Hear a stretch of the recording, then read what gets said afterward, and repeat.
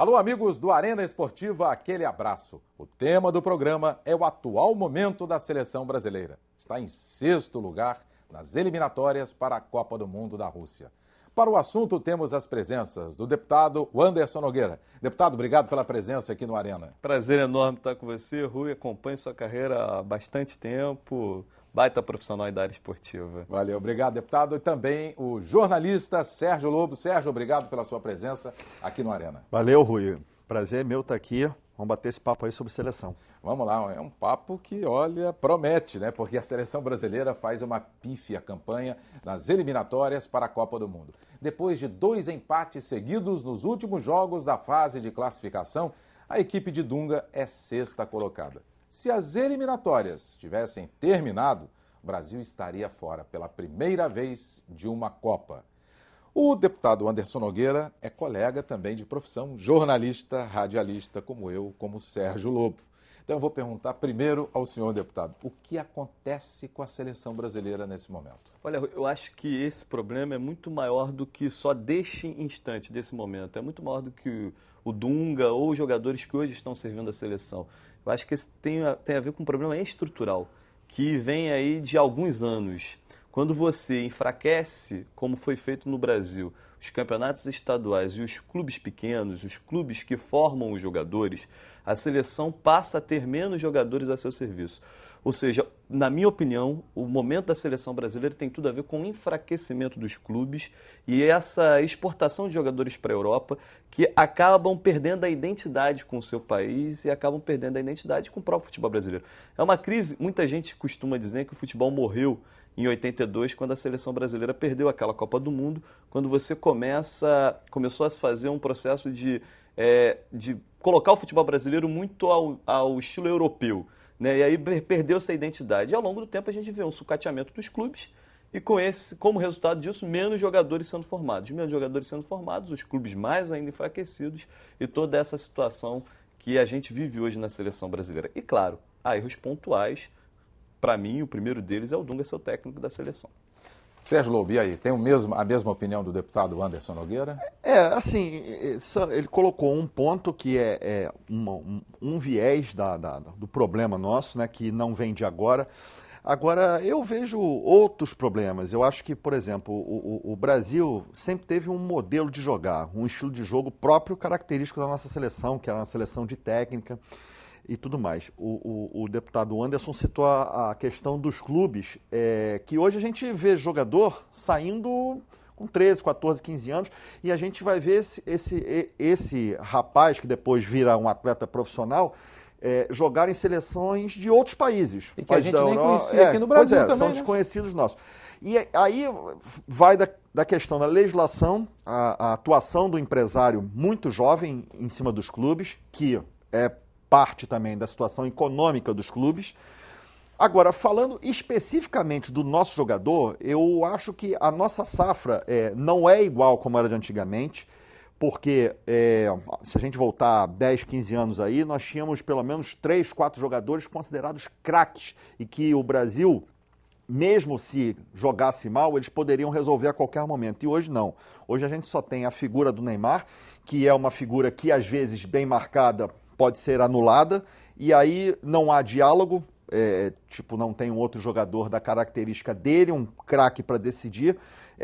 Temos que ter, por conta disso, um excelente treinador, na minha opinião, porque como não temos excelentes, no plural, jogadores, nós temos que ter um excelente treinador para fazer com que uma equipe considerada de bons jogadores atue de uma forma muito bem. Então, a gente não tem um bom treinador dirigindo a seleção e nós não temos jogadores disponíveis, o talento que o futebol brasileiro sempre teve numa seleção brasileira, fica muito complicado. Aí a gente está penando aí. E não tem bom dirigente, né? Aí é um somatório, é uma bola de neve. A questão é macro, é muito complicado, muito complicado. Esse assunto de dirigente que o senhor tocou, deputado, é fundamental, porque, veja só, recentemente, em Assunção, o Brasil empatou com o Paraguai, né? Primeiro empatou na Arena Pernambuco, diante do Uruguai. Aí veio o Paraguai, também empatou, jogou mal. Lá estava o novo presidente da FIFA, o Gianni Infantino. E ele, na semana Depois... Ele estava no Paraguai. Ele estava no Paraguai, em Porque Assunção. aquele não veio. Não, aí que eu ia tocar no assunto. Ele ia fazer visita em alguns países da América do Sul. Dos 10 países, incluindo o Brasil, ele não viria. E não ia a todos os 10 países, mas ia fazer visitas pontuais para depois retornar. E perguntado pela imprensa paraguaia, até a imprensa estrangeira de outros países que estavam lá, até a própria brasileira, por que ele não viria aqui no nosso país? Afinal de contas, o Brasil é pentacampeão do mundo, tem a CBF, e era um jogo da seleção brasileira. Sede da última Copa do Mundo? Sede da última Copa. Ele disse assim, não, no momento não vou, porque o Brasil está sem comando no futebol. E realmente está. O Del Nero está de licença e participa da reunião quando quer da comissão técnica. Aí assume o Coronel Nunes, o colocar em dezembro, porque ele é o mais velho. O senhor tocou no ponto fundamental. E também dirigente. Então, quer dizer, além de faltar jogador em campo, né, falta também dirigente, comando. A CBF precisa de uma total reestruturação. Mas quem está lá tem medo de que essa reestruturação aconteça, porque não quer também largar, não quer sair. Não quer largar o osso. Não quer largar o osso. E aí o Dunga fica numa situação confortável também, porque se os próprios dirigentes não têm hoje um poder de decisão, porque querem se manter naqueles cargos que são quase vitalícios, né? E o Dunga fica nessa situação confortável. A escolha do Dunga foi um erro. E eu perdi muito o encantamento pela seleção brasileira exatamente no momento. Porque há aquela história, quando chegar no fundo do poço, as coisas se alteram e você faz uma revolução. A seleção brasileira chegou ao fundo do poço quando toma uma goleada de 7 da Alemanha, sendo eliminada e humilhada dentro de casa na Copa do Mundo que realizou. Naquele momento você pensa, vai acontecer uma verdadeira transformação. Aí quando vem o anúncio do técnico, que é o Dunga, que já esteve na seleção brasileira, numa Copa em que o Brasil foi eliminado, na minha opinião, de forma precoce, ou seja, você perde a esperança, perde o encantamento, você não vê nada que possa ser de diferente, vai continuar tudo na mesma. O futebol brasileiro, ele não evolui mais, ele só vem evoluindo com o correr dos anos. Depois do 7-1, o que eu faria? Tá? Eu acho que deveria ter sido feito o seguinte, 7-1 para a Alemanha, vamos parar aqui. Vamos resolver a nossa vida e só vamos voltar a atuar em 2015. Mas não. Acabou o 7-1 como se nada tivesse acontecido. Depois foi 10-1, porque tomamos de 3 da Holanda depois, na disputa de terceiro e quarto.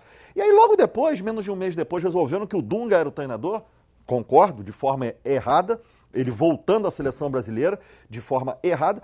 E aí já marcaram amistosos, porque são os amistosos que dependem, que já estavam marcados e comprados e etc. Quer dizer, aí a coisa está rolando, veio o ano passado, eliminado da Copa América de novo, começaram as eliminatórias, a gente, quer dizer, não tem um padrão de jogo, não se dá tempo. O futebol italiano, por exemplo, que foi eliminado na primeira fase da Copa de 14, eles pararam para repensar. O país inteiro parou para repensar o futebol italiano. Caiu o presidente da Federação Italiana, caiu o Cesare Bandelli, que era o técnico, e eles pararam para repensar o futebol. E chegaram no nome até do treinador que vai sair agora, o Antônio Conte, que vai dirigir a Itália na Eurocopa, mas depois vai assumir o time do Chelsea, vai deixar a seleção.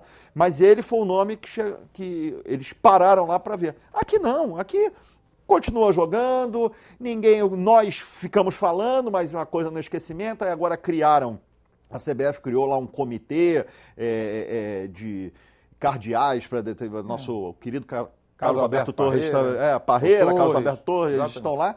Mas e aí? O que vai acontecer? E a seleção brasileira?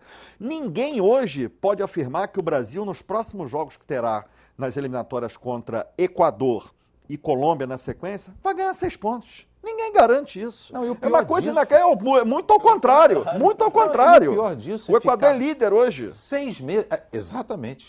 Além de ficar 6 meses, o Equador, com todo o respeito ao futebol equatoriano, a gente está falando de Argentina, estamos falando de Brasil, né? Vamos falar de equipes tradicionais. O Brasil ficar em 6º lugar durante 6 meses. É o comentário que os bares, as lanchonetes, as bancas de jornais, nos shoppings, todo mundo comenta, meu amigo. Agora, por que isso está acontecendo também? O povo brasileiro deixou de ser dono da seleção brasileira.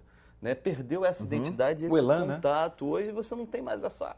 Antigamente se discutia seleção brasileira e todo mundo se sentia parte da seleção brasileira. É verdade. Hoje as pessoas se sentem mais patriotas em não torcer pela seleção brasileira. Até porque quem está lá atuando, muito pouco jogou aqui. Também. Então não tem identificação, não tem identidade com o clube brasileiro, com o torcedor brasileiro, e está hoje na seleção brasileira. O Daniel Alves, que é até um jogador que eu acho que tem que ser titular, estava tudo bem na Copa do Mundo, mas naquela posição hoje não tem, ele é um jogador que é oriundo do futebol baiano, mas jogou muito pouco. Tanto Bahia e Vitória foi embora. Davi Luiz, entendeu? Já é questionado. Esse para mim não deveria nem estar, mas aí é outro papo. E aí você percebe também que nos próprios clubes brasileiros hoje, você nunca teve tantos estrangeiros jogando nos clubes brasileiros. Verdade. Ou seja, há uma série de incoerências e que, para mim, a raiz de todo esse problema está no enfraquecimento dos clubes. E as paixões clubísticas é que sustentam o futebol. Sem paixão clubística, não há futebol. A vida é feita de signos, de símbolos, e as pessoas se apegam aos seus clubes e essas paixões vão sustentando, e as rivalidades vão sustentando. Eu acho que os campeonatos estaduais, principalmente o Carioca, é muito forte por conta dessas rivalidades, né? Com todos os poréns que tenho e posso ter com relação ao Eurico Miranda, por exemplo, mas ele é muito habilidoso quando ele faz esse jogo de Vasco, Flamengo, Fluminense, e cria essa rivalidade, cria toda uma atmosfera que você alimenta a rivalidade e a paixão. E é exatamente o que está faltando hoje na questão do fortalecimento dos clubes para fortalecer a seleção brasileira. Com certeza, porque fortalecendo, e o que o senhor disse é verdade, principalmente os clubes do interior, ou aqui mesmo, os chamados clubes de bairro, Bom Sucesso, São Cristóvão, que infelizmente deixaram de existir. A gente tem o Madureira porque tem lojas ali no Mercadão. O Bom Sucesso também existe, acho que está na primeira ainda. O Bom Sucesso já vi que o existe. Sérgio é bom, já vi se não, a turma lá da Teixeirinha, vem lascando em Eles você. entendem, o Bom Sucesso existe fisicamente. Mas não é aquele Bom Sucesso da década de 60, da década de 70. A mesma coisa é o São Cristóvão. O Madureira resiste porque é até bem administrado pelo Elias Duba, tem as lojas lá no Mercadão de Madureira, tem uma renda própria, né? Então, o que se perdeu? Por exemplo, Bangu, Zona Oeste.